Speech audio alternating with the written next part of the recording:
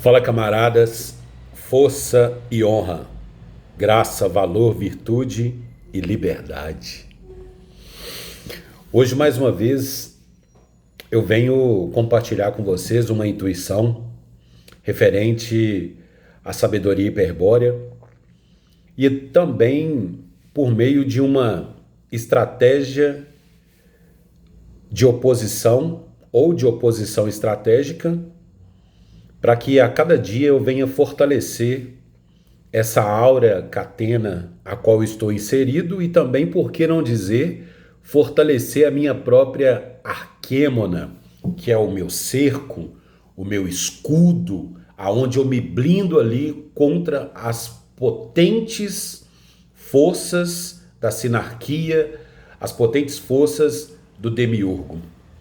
Hoje eu gostaria de falar sobre o seguinte tema: Pazu versus Víria semidesperto. Não é novidade para nenhum de vocês, para nenhum dos guerreiros e das guerreiras, dos camaradas e das camaradas que já estão assistindo esses vídeos há alguns dias, referente ao segmento da sabedoria hiperbórea. E hoje, para a gente poder entender ou intuir na nossa memória interna, eu gostaria de compartilhar também sobre os tijolos dessa matrix, desse cenário catastrófico, demiúrgico, o qual nos enreda com a sua história, para que o nosso espírito ele permaneça com seu fractal, com a sua sombra, com seu impulso primordial de potência aprisionado. Dentro desse enredo, foi necessário instituir dois personagens. O primeiro personagem foi o Pazu, e o segundo personagem é o espírito. Logo, os dois são protagonistas dentro desse campo. Por quê? O Pazu é a imagem, é a ferramenta a qual o demiurgo instituiu para girar o programa instaurado na memória do Pazu, para que dê vida a toda a sua estratégia satânica, demoníaca, maquiavélica e potente para concluir o seu objetivo. E o espírito, por outro lado, é aquele potente eu, aquele impulso incognoscível que é aprisionado, a sua atenção, dentro desse enredo para dar sustento, para dar suprimento, para dar seguimento, para dar sentido, para dar força, para dar direcionamento e conclusão desse enredo que foi montado, dessa novela demiúrgica, o qual nós estamos instaurados dentro dela. E aí, talvez, quem sabe, alguns camaradas não se perguntam, mas como que a potência do espírito ela pode ficar dentro de um Pazu? Esse é o ponto. Na minha intuição, só lembrando aqui, fazendo um adendo, camaradas, todos os vídeos que são postados aqui no canal Ser Inominável, Consciência Pura, ele não tem o intuito nenhum de te aprisionar, de te prender. Ninguém aqui vai te pedir dinheiro, nem para fazer divulgação. Não é necessário. Ninguém aqui vai te pedir nem um copo com água. Talvez um dia que eu estiver passando perto da sua casa, eu te peça um copo com água, mas aqui nem um copo com água ninguém vai te pedir. Então, como que o espírito ele acaba ficando aprisionado? A gente precisa ilustrar um pouco dentro das nossas intuições para poder compartilhar essa grande ilustração a qual nós estamos vivenciando aqui dentro desse mundo demiúrgico através dessa matrix. Pensem vocês que o espírito, assim como eu intuo, o espírito ele é uma potência, um impulso primordial, onipotente, onipresente, onisciente, onissapiente e totalmente ilimitado. O espírito não é limitado. O espírito, no seu estado natural, no seu mundo hiperbóreo, ele não tem essa racionalidade. Ele simplesmente usa o haja. É aquilo que é chamado de, na sabedoria hiperbórea, de espontaneidade. O espírito é espontâneo e intuitivo. Ele faz tudo o que ele quer fazer no seu mundo original em hiperbórea, porque não há uma limitação. Ele viaja mundos, ele teletransporta, ele é aquele intuito que cria, que faz acontecer. Em contrapartida, o Pazu é aquela coisinha, aquele animal grotesco que anteriormente só comia, bebia, dormia, defecava e copulava. E tem duas qualidades negativas do Pazu. A primeira é que ele é racional e a segunda é que ele é astuto. E a gente já vai entrar no mérito disso dentro da intuição. E para o espírito ficar com a sua atenção voltada para esse objeto, para dar sustentabilidade a essa novela demiúrgica, desonra total, esse impulso do espírito, esse olhar, quando o espírito olha para a ilusão, esse olhar do espírito ele teve que ser fragmentado, desfacelado em inúmeras partes, para que ele não ficasse voltado em uma única parte, para não explodir esse compêndio aonde ele estava. Vamos ilustrar. Quando nós estamos dentro da nossa casa, e dentro da nossa casa nós temos o liquidificador, nós temos o chuveiro eletrônico, nós temos a misteira, nós temos a televisão, temos o notebook, temos os aparelhos domésticos em geral. Só que o aparelho doméstico em geral e todos os aparelhos que nós temos, eles não têm vida em si mesmo. Eles precisam de uma centelha de energia. E essa centelha de energia, ela vem em duas fases, 110 e 220. E cada um desses aparelhos, eles pegam uma centelha dessa energia para girar. Porque se pegar toda a energia do transformador que a CEMIG coloca do lado de fora e direcionar ele para o liquidificador vai explodir.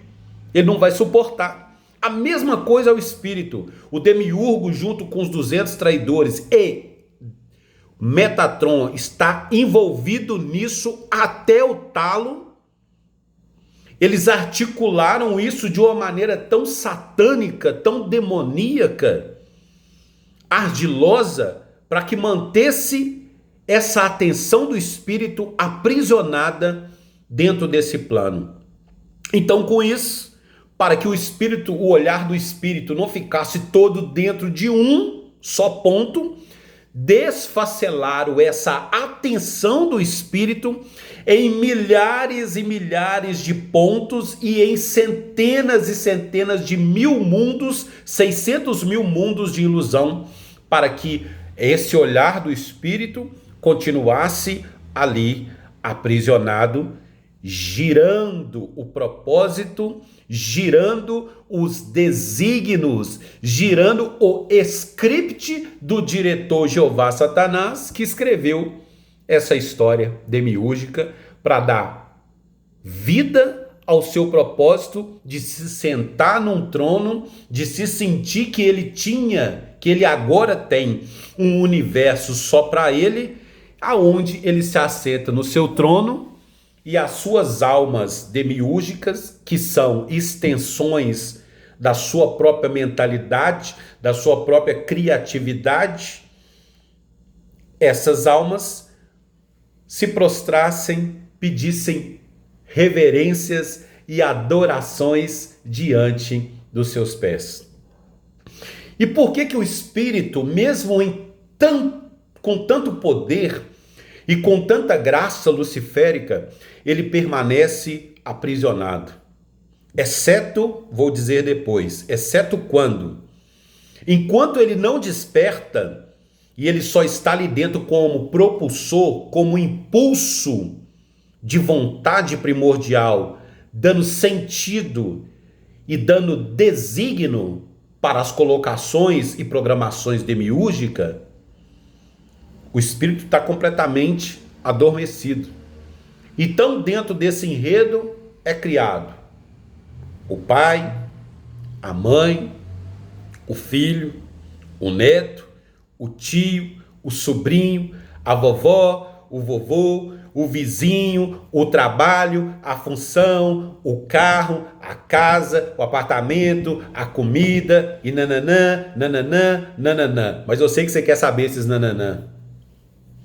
É tanta coisa que o espírito está encalacrado com a sua atenção voltada para dentro de tudo isso, que o espírito tem que ir se retirando de toda essa desgraceira toda que ele ficou agora envolvido, para ele voltar sua atenção para dentro de si mesmo e encontrar a saída desse labirinto que está do lado de dentro de si mesmo, na mais profunda negrura do seu eu, do seu espírito incriado. E aí, quando você se pega dentro dessa novela e você desperta, você vira um víria semi-desperto, você começa a entender que você não é aquilo. E que você está dentro de um enredo. É como uma escola de samba. O que a escola de samba faz? Ela vem com as suas caricaturas, com seus grandes carros alegóricos, contando um enredo. O que é um enredo? O enredo é uma história rebuscada, uma história detalhada, para que a plateia aplaudam. E aí o demiurgo é a mesma coisa. Quando você, que está me ouvindo agora, você se completa tanto com esse personagem que agora está aí, e quando você acha, eu realmente eu sou a mãe, eu realmente eu sou o pai, o meu filho, eu tenho que fazer tudo, eu tenho que parar toda a minha vida, céus, vida. E aí você chora, você esperneia, você dá dor na boca do estômago, no seu plexo solar, você vomita, perde noite de sono e você tem ansiedade, ou então você briga, vai lá de frente, dá soco no outro, dá facada no outro, briga, o demiurgo tá lá do outro lado assim, batendo palma, falei, isso mesmo, meu filho, isso mesmo, meu filho, interpreta o personagem, tá perfeito, é esse personagem aí que eu quero. Qual que é a saída disso? A saída disso é você, na negrura infinita do seu espírito, ser o mais frio, intuitivo e espontâneo possível. E o pau pode estar quebrando diante dos seus olhos. E você e eu e nós precisamos manter a frieza do nosso espírito de regresso, não de sentido, é anti-horário, é voltar para trás. Não é ir para frente, é voltar para trás.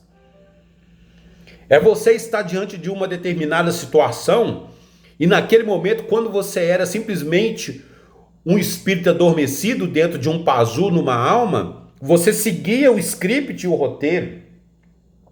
Mas agora que você virou um víria semi-desperto, agora você para, não vou agir mais daquela forma, porque logo você vai ter intuição. Logo você vai ter aquela espontaneidade de agir.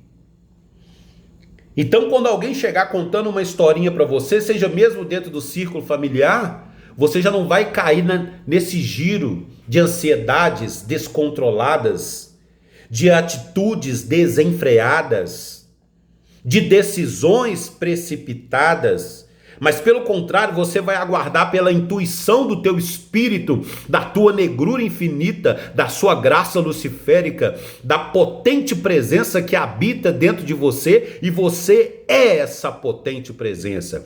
Você é esse Deus incognoscível aí e agora, potentemente cheio de graça luciférica, cheia de verdade, e você é o seu Cristo, o seu libertador.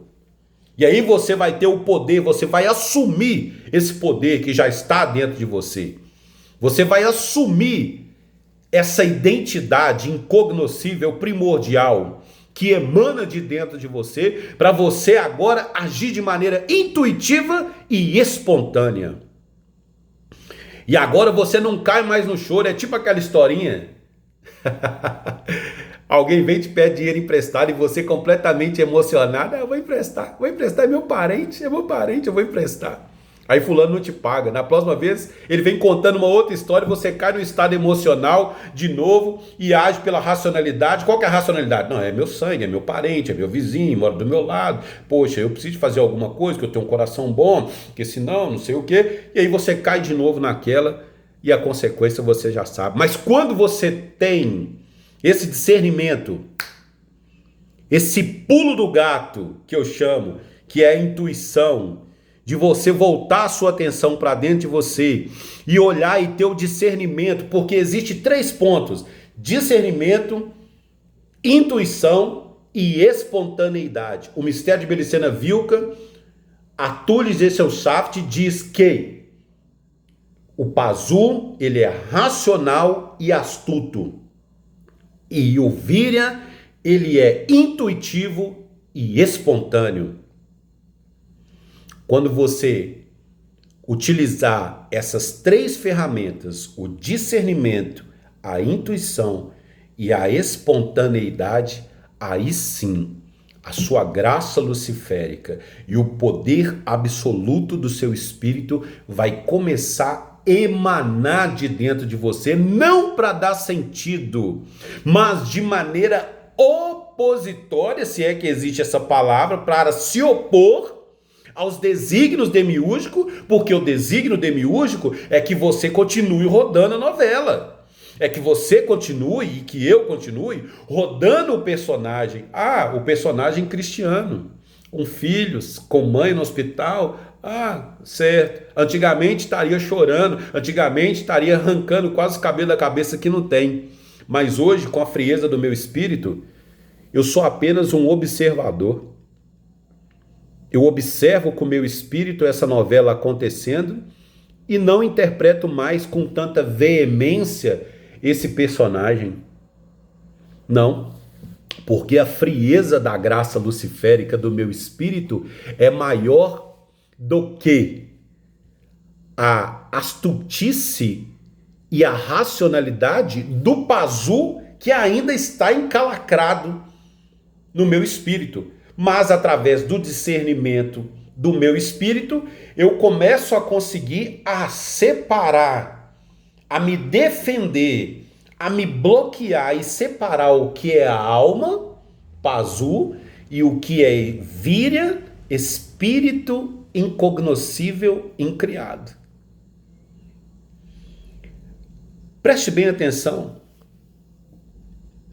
Olhe para dentro de você, de todas as situações que têm ocorrido na sua vida até aqui, na sua jornada, nesse campo de batalha que nós estamos lutando arduamente todos os dias. Você que levanta cedo, você que tem a sua família e está gerando a história, né? Porque é uma história atrás da outra, porque primeiro você começa com os filhos, aí você casa, ou melhor, você nasce dentro de uma família e de repente você foi até abusado sexualmente ou foi estuprado, e aí você cresce com aquelas crenças, com aqueles padrões de conflitos e de traumas, e no decorrer dessa jornada você ainda cai dentro de uma religião e vai ficar mais aprisionado, ainda cheio de traumas, cheio de paradigmas. Daí a pouco você casa com um homem ou com uma mulher, ou a mulher começa a te trair, ou o homem começa a te espancar, você começa lidando com um narcisista, tanto seja masculino quanto feminino, e depois você tem filhos, e aí você está gerando o programa todo, daí a pouco vem mais um neto e você diz, meu netinho, é a corda do meu coração. E aí você começa a colocar mais propósito, não, agora eu vou trabalhar porque eu tenho que sustentar meu neto, tenho que sustentar meu filho, eu tenho que pagar a faculdade, eu tenho que pagar o carro, eu tenho que pagar a casa, essa casa tem que melhorar, o carro tem que ser o do ano 2025, eu tenho que ser o melhor, a minha casa tem que ser a melhor da rua, a minha compra tem que dar assim, eu tenho que chegar assim. Eu tenho que andar com as melhores roupas, usar os melhores perfumes, eu tenho que ter a melhor faculdade, eu tenho que ter status, eu tenho que, no meu trabalho, ser o melhor no meu trabalho, eu preciso ser o melhor de todos no meu trabalho, e o demiurgo está assim, ó. palmas, palmas, palmas, palmas. Vai lá, arrebenta, você está interpretando o personagem corretamente. É isso que eu quero. E aí, quando você desencarna, daqui uns 75 anos, você deve ter uns 17, 18, 20. Vamos botar que há um desencarne com 95 anos, daqui 75 anos, se você estiver com 20, você desencarna.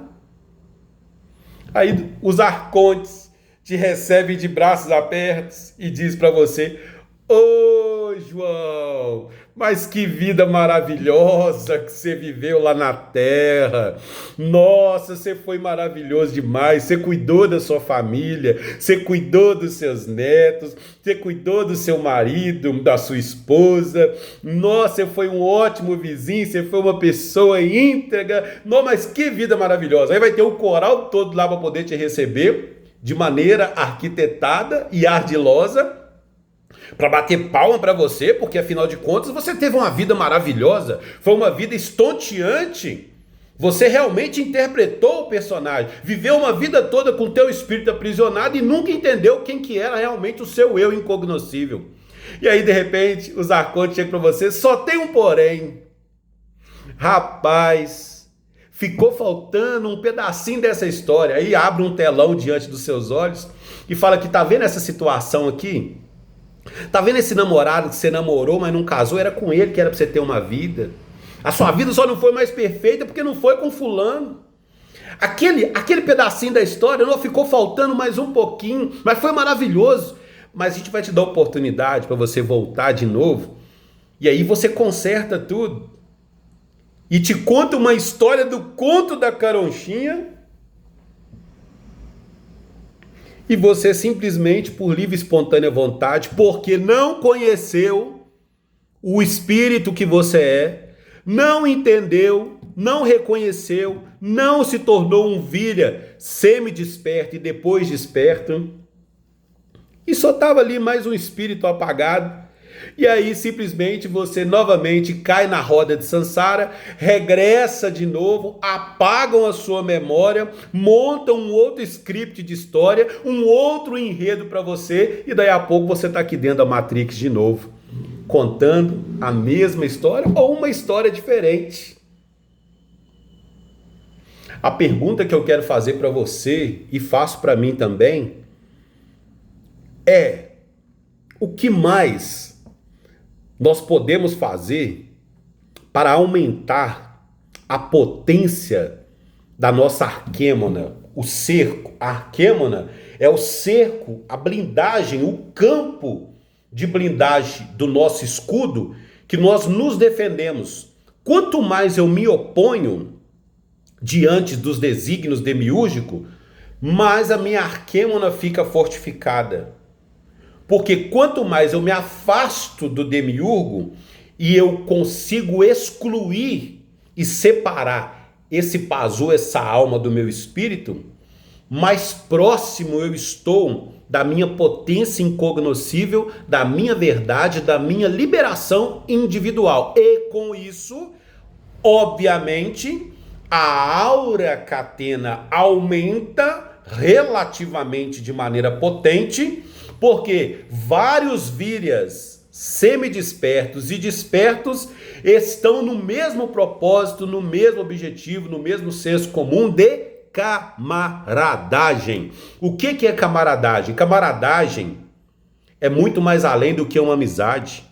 Camaradagem é muito mais além do que uma colegagem. Camaradagem é quando você e o seu camarada, vocês têm o mesmo propósito, o mesmo objetivo, e vocês vão fazer, ou melhor, nós iremos fazer o que é necessário para atingir e concluir o nosso objetivo. E dentro da sabedoria hiperbórea, nós somos camaradas um dos outros, ou camaradem, porque nós temos o mesmo objetivo, o mesmo propósito de nos liberarmos através da áurea catena, através da oposição estratégica individual, através da hostilidade individual que cada um tem e consegue dentro das limitações, né, desse aprisionamento do espírito, mas consegue lutar contra as potências da matéria.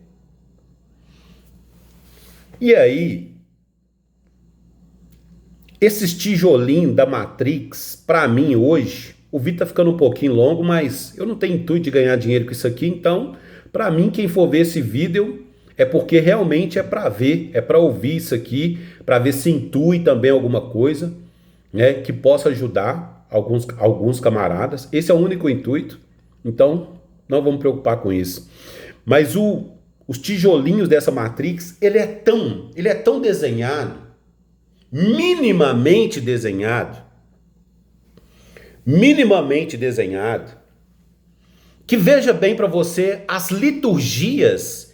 Eu vou falando e parece que está me intuindo aqui, o meu espírito está me intuindo, aí vem.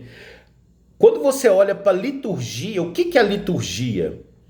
Liturgia são as formas de condicionamento, como algo acontece, como um culto acontece, como um determinado propósito acontece. É como se fosse quase um ritual. Um ritual é mais profundo que uma liturgia. Mas a liturgia e o ritual dentro desse mundo, eles estão estampados na nossa cara o dia inteiro. Será que você nunca parou, cara? Você nunca parou, guerreira, guerreiro? Que todo dia de manhã, quando você vai pegar o ônibus, estão as mesmas pessoas, as mesmas caras, elas pagam a passagem com o mesmo cartão, muitas delas estão, você vai reparar que até a roupa, nos mesmos dias, descem no mesmo ponto, todas vão para o mesmo local de trabalho, cada uma no seu local, é claro, descem naquele ponto para poder cumprir os rituais diários. Quando dá meio-dia ou 11h30, vai almoçar, volta 1h30, 1h, 5, 6 horas, vem embora, entra no ônibus de novo, é a mesma coisa, o mesmo tempo que você gasta para ir, às vezes é o mesmo tempo que você gasta para voltar, na sexta-feira um pouco mais. Isso é um tijolinho da liturgia, um tijolinho do ritual. Quer outro ritual? O ritual fúnebre. Olha como que é macabro. Presta bem atenção, olha como que é macabro o ritual fúnebre. A pessoa, primeiro, ela vive uma vida desgraçada, a maioria delas, uma vida de pobreza, de mediocridade, de miserabilidade, às vezes. E aí ela adoece, ela vai para o SUS, ali ela começa a definhar, e ela definha ainda dando glória a esse Deus dela, cumprindo o ritual, e vem os enfermeiros, e vem os médicos, e ali coloca-se uma vitamina, coloca-se um soro, daí a pouco ela entra em estado de óbito, de desencarne, e daí começa um ritual mais profundo, porque esse ritual fúnebre, ele atinge toda a família. Porque primeiro, quando a pessoa está ali doente, não são todos que estão ali, não são todos que vão dormir como acompanhante. Mas quando ela falece, ela entra em desencarne, aí até fulano que está em outra cidade, ele se locomove. Não, aquele que ficou o ano inteiro sem ver aquela pessoa, ele fala, não, hoje eu vou parar, porque hoje eu vou prestar minha última homenagem. Agora vê se defunto ele recebe homenagem a alguém. Olha só o tamanho do ritual e da liturgia. E aí, dentro desse desenlace, ali está o esquife dentro do caixão, e ali tem a coroa de flores, e daí a pouco o velório acaba, no outro dia de manhã é o enterro, e aí agora vamos todo mundo para o enterro, é a última jogada de terra que vai jogar, é a última flor que vai jogar, e depois essa pessoa ela é enterrada, e depois todo mundo chora, e depois voltam para casa, oh céus, oh vida, e agora, como é que eu vou fazer? Daí a pouco a mulher que era casada com um homem já está casado com outro, o homem que era casado com mulher já está casado com outra, e aí daí a pouco só lembra dessa pessoa que desencarnou nas datas de aniversário, lembra-se um mês, chora-se hoje, amanhã chora-se menos, depois menos e menos ainda. Se tiver um bem material, vai inventariar tudo e vai brigar por aquilo ali, talvez vão se matar para ver com quem é que fica com a última calcinha, ou com a última cueca, ou com o último desodorante, ou com o último prato, ou o último garfo. E depois vão lembrar só nas datas festivas. Primeiro começa lembrando no aniversário, depois só na data festiva, e depois lembra-se de 10 em 10 anos, e depois só quando pegar o porta-retrato que tá lá empoeirado. E a Matrix segue o seu jogo do mesmo jeito. Vou finalizar. Tanto o mistério de Belicena Vilca, quanto a história secreta da Tule e G. Seu Shaft. Quantos fundamentos da sabedoria hiperbórea? Tomo 1, 2 e 3. Para mim, eu estava até falando com outro camarada outro dia, que para mim, esses ensinamentos, esses escritos, esses compartilhamentos de Luiz Felipe Moiano, eles são para mim como antídoto, antibióticos fortíssimos que curam a doença o qual eu estava. E eu estou tomando desse antídoto chamado Mistério de Belicena Vilca, chamado Sabedoria Hiperbórea. E eu estou tomando em doses homeopáticas. Todo dia eu tomo uma dosinha. Todo dia eu tomo uma dosinha para curar esse câncer da alma, do pazu, que o meu espírito, que eu sei que eu não sou esse pazu. Eu não sou essa alma demiúrgica que todos os dias eu tenho que ficar observando essa desgraceira toda, porque senão sai fazendo um monte de besteira, porque é completamente astuto e irracional. Então eu prefiro ficar na intuição, na minha graça luciférica, na sabedoria e no discernimento do meu espírito e na espontaneidade da graça, da potência do Deus incognoscível, o qual eu sou, não aqui e não só aqui, mas para além das estrelas. Você que conseguiu chegar até aqui, assistir esse vídeo até aqui, é porque você não é um pazu normal, você não é um pazu convencional. Ninguém fica assistindo um vídeo falando da sabedoria hiperbórea até o final se não tiver um propósito, se não tiver um objetivo. Camaradas e camaradas, guerreiros e guerreiras, guerreiras e guerreiros, lembre-se, viver é hostilidade, desencarnar, morrer é liberdade. Nós não pedimos clemência, nós não pedimos piedade, nós não imploramos, porque a nossa graça, a nossa luz incriada é o sustento, o suprimento, a potência, a causa, a razão e o motivo de nós estarmos aqui. Se não fosse pelo nosso espírito, obviamente, ele é o gerador de energia de tudo isso, a força criativa que cria tudo isso. Na verdade, também ajeita, né? Porque o espírito é pleno, então ele vai assemelhando, tentando ajustar tudo para ficar como se fosse igual à terra verdadeira. Quero agradecer aqui a todos os camaradas que estão assistindo esse vídeo, que estão curtindo, que estão interagindo através de mensagens. Força, honra, graça, virtude, valor e liberdade. Que Lúcifer vos guarde, que Freia vos proteja, que Odin lhes dê sabedoria. Força e honra, camaradas. Bela noite.